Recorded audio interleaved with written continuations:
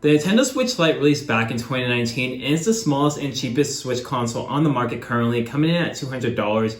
But is it worth buying in 2023? Let's find out. In the box, you'll find three things: the Switch Lite itself, owner's manual, and the charging cable, and that's everything inside the box. This is definitely the simplest and quickest console unboxing I've experienced. My first impressions of this console is how much smaller it is compared to the old model. I'm so used to the size of the OLED Switch because that's the only Switch I've owned, so it was definitely a huge difference holding the Switch Lite in my hands for the first time. The Switch Lite sports a 5.5-inch LCD screen on the front. On the top of the console, you've got your power button, volume up and down, 3.5mm headphone jack, and a game card slot.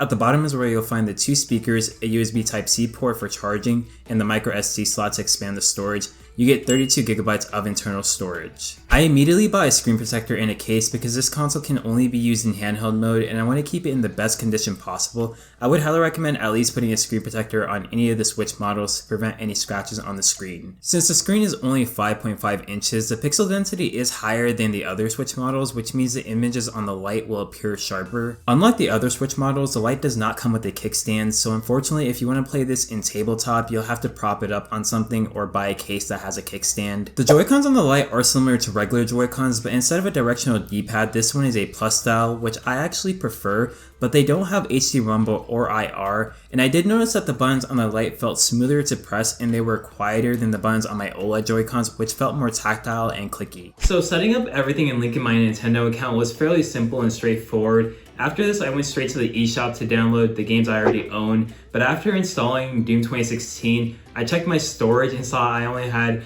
3.9GB left, so I ran to my local Best Buy to buy a micro SD to expand the storage. I was so used to the 64GB that comes with the Switch OLED that I forgot how quick 32GB can run out. So you're definitely going to want to pick up some extra storage if you plan on downloading a lot of games, especially those big AAA titles. The build quality on the Switch Lite is good. It feels much more comfortable to hold in my hands because of the smaller form factor. Since it's all one piece, it feels a lot sturdier than my Switch OLED, which has a little wobble when playing in handheld mode because the Joy-Cons are detachable. But this is also one of the biggest cons of the Switch Lite because if the Joy-Cons break or begin to drift, you can't just go buy new ones to replace the old ones. You have to send the entire console in for repair or try to fix it yourself, which is definitely not as convenient as just being able to buy new ones if you need to, like on a regular Switch or OLED. Now, the Switch Lite can play every Switch game technically speaking because the hardware internally is the same as the regular Switch and OLED, but because the Joy-Cons aren't detachable, some games don't support handheld mode, so you'll need a separate pair of Joy-Cons to play them. And if you only own a Switch Lite, you won't have a way of charging the Joy-Cons unless you buy a charging station or get comfort groups with charging, so that's definitely something you should know. Battery life on the Lite is around 3 to 7 hours, and I noticed immediately the battery life isn't quite as long as my OLED because I noticed the battery was draining faster when playing games.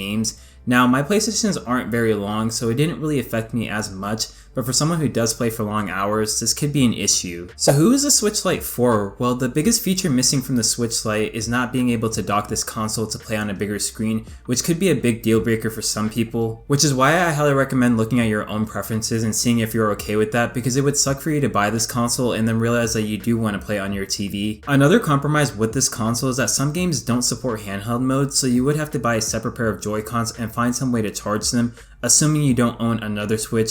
So tacking on that would put you close to a regular Switch price point. If you're someone who doesn't plan on playing on a bigger screen and is okay with not having HD Rumble and IR and maybe missing out on a few titles that don't support handheld mode, at $200, you still have access to a massive library of games, and that's what makes this console very tempting. After spending a few days with this console, I've grown to actually like it. I love the way the buttons press, they feel very smooth, but my favorite thing about the Switch Lite is how good this console feels in the hands compared to my OLED. It's lighter and more comfortable to hold for longer periods, which makes sense because this Switch is limited to handheld play only, and a lot of the design decisions complement that. Adding a case with grips like this one makes it even better. It's a true dedicated handheld console, and it does that well. So yeah, the Switch Lite definitely surprised me, and I don't regret buying this console at all in 2023.